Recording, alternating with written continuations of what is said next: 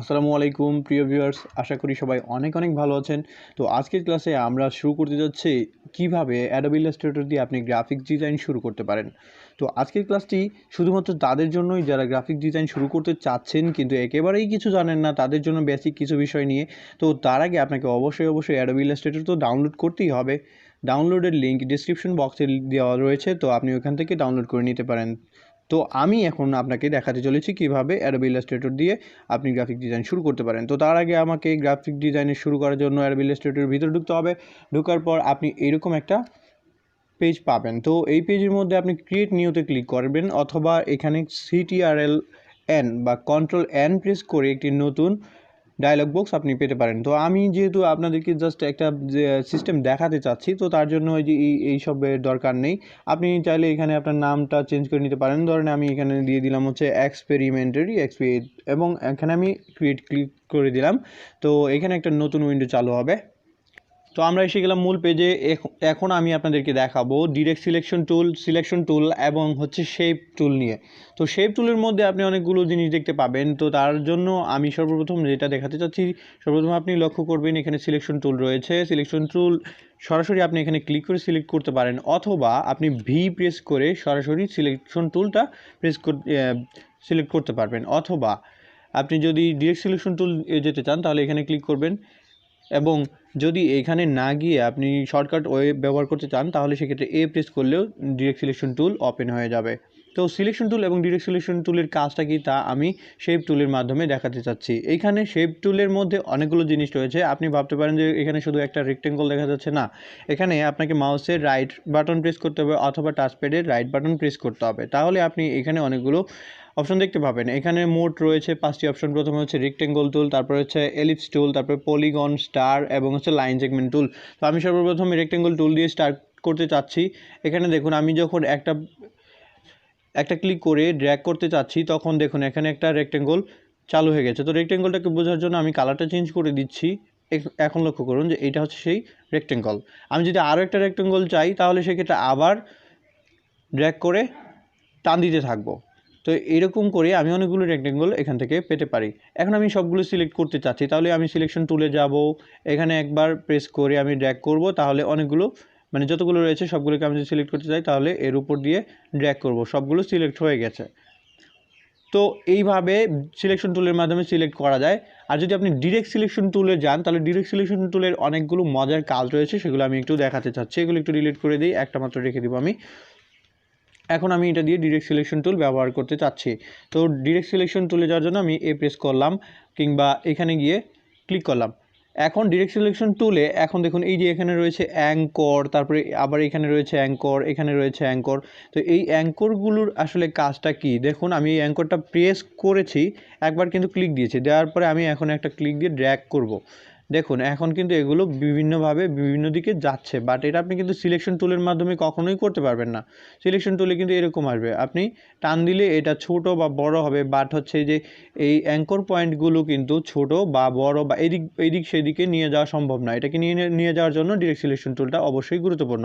তো আরেকটা জিনিস আছে, এই যে এইখানে একটা বৃত্ত দেখতে পাচ্ছেন, তো এই বৃত্ততে আপনি একবার ক্লিক করুন, ক্লিক করে যদি আবার একটা ক্লিক করে ড্র্যাগ করতে থাকেন তাহলে দেখুন এটা কিন্তু গোল হয়ে যাচ্ছে, অর্থাৎ এইটার শেপটাকে ঠিক রাখার জন্য আপনি চাইলে এরকম করতে পারবেন। তো যাই হোক, এটা গেল রেক্টেঙ্গল টুল। আমি ইলিপস টুলে যাব। ইলিপস মানে হচ্ছে বৃত্ত বা উপবৃত্ত। তো এই ইলিপস টুলে যাওয়ার জন্য আপনি সরাসরি অ্যালো প্রেস করতে পারেন কিংবা ইলিপস টুলে ক্লিক করতে পারেন। এখন দেখুন এখানে কিন্তু যত টান দিতে থাকবো আমি ততগুলো কিন্তু ইলিপস টুল বের হতে থাকবে, অর্থাৎ এলিপস বের হতে থাকবে। এখন এগুলো সবগুলোকে যদি আমি সিলেক্ট করতে চাই তাহলে এইভাবে ড্র্যাগ করব। তো এখন আমি যদি এই এলিপসগুলোকেও চেঞ্জ করতে চাই তাহলে ডিরেক্ট সিলেকশন টুলে যাব এবং এগুলোকে ধরে টান দিতে থাকবো। দেখুন এই দিক ওই দিক কিন্তু চলে যাচ্ছে, এবং হচ্ছে এদের এইগুলোকে অনেকগুলো হ্যান্ডেল বের হচ্ছে, এই হ্যান্ডেলগুলোর মাধ্যমে কিন্তু আমি এগুলো কন্ট্রোল করতে পারবো। তো যাই হোক, আমি সবগুলো এত কিছু রাখতে চাচ্ছি না, আমি জাস্ট একটা এলিপস রাখবো। এখন একটা লক্ষণীয় বিষয় হচ্ছে, দেখুন এটা কিন্তু একজ্যাক্ট এলিপস হচ্ছে না, বা হচ্ছে একজ্যাক্ট বৃত্ত হচ্ছে না।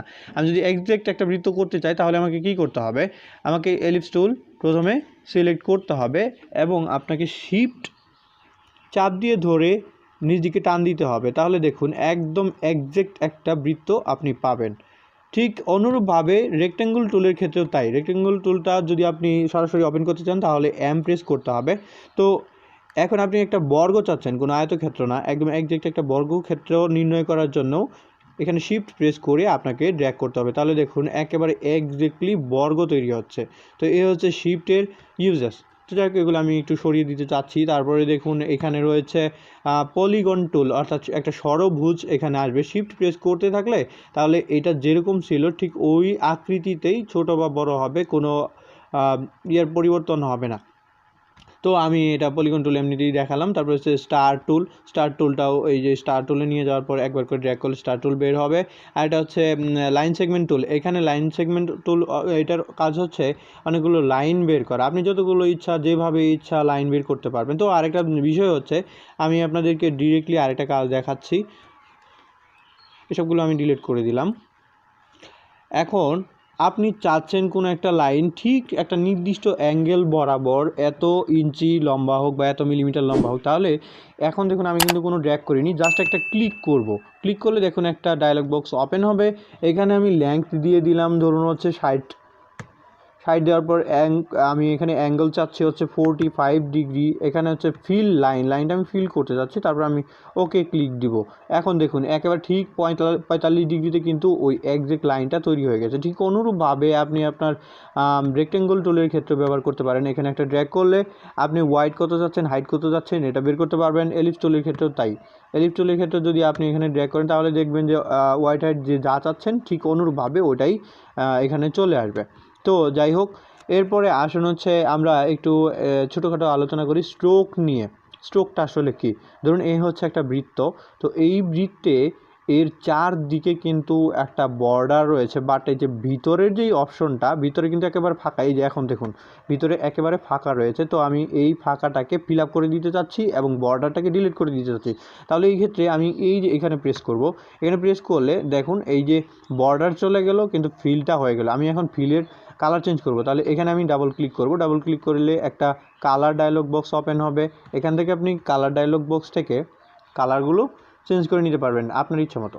তো আরেকটা কাজ আছে এখানে, এর মধ্যে হচ্ছে কালার সুইচারে গেলে আপনি সরাসরি অনেকগুলো কালার এখান থেকে পেতে পারেন। একেবারে খুব সুন্দর সুন্দর কালার এখান থেকে আপনি পাবেন। আপনাকে ডিরেক্টলি সিলেক্ট করতে হচ্ছে না বা এত কষ্ট করে ড্র্যাগ করতে হচ্ছে না। তো যাই হোক, আমি এই কালারটা নিতে চাচ্ছি। এখন আমি ওকে দিলাম। তো এই কালারটা আমি নিলাম। এখন আমার যদি ইচ্ছা হয় যে আমি এর সাথে আরেকটা রেক্টেঙ্গল টুল রাখবো ঠিক একই কালারের, তাহলে এই যে এখানে ড্র্যাগ করলে হয়ে যাবে। তো এখন দেখুন যে এই দুইটা কিন্তু আমি জুড়ে দিতে চাচ্ছি, এরকম আমি একটা শেপ চাচ্ছি। তাহলে কীরকম করে এটা করতে হবে আমরা নেক্সট ক্লাসে এটা দেখাবো। এটার জন্য ব্যবহৃত হতে যাচ্ছে হচ্ছে শেপ টুল এবং আরেকটা জিনিস রয়েছে পাথ ফাইন্ডার। নেক্সট ক্লাসে আমরা ইনশাল্লাহ এটা নিয়ে আলোচনা করব এবং এর পাশাপাশি এরপরের ক্লাসে থাকবে টেক্সট, অর্থাৎ টাইপ টুল, টেক্সট বা টাইপ টুল। এবং টাইপ টুলের সাথে সাথে আমাদের শিখতে হবে হচ্ছে টাইপোগ্রাফি। এবং এরপরের ক্লাসে আমরা ধারাবাহিকভাবে শিখবো ইনশাল্লাহ যে কালারগুলো আপনি কিভাবে কম্বাইন করবেন।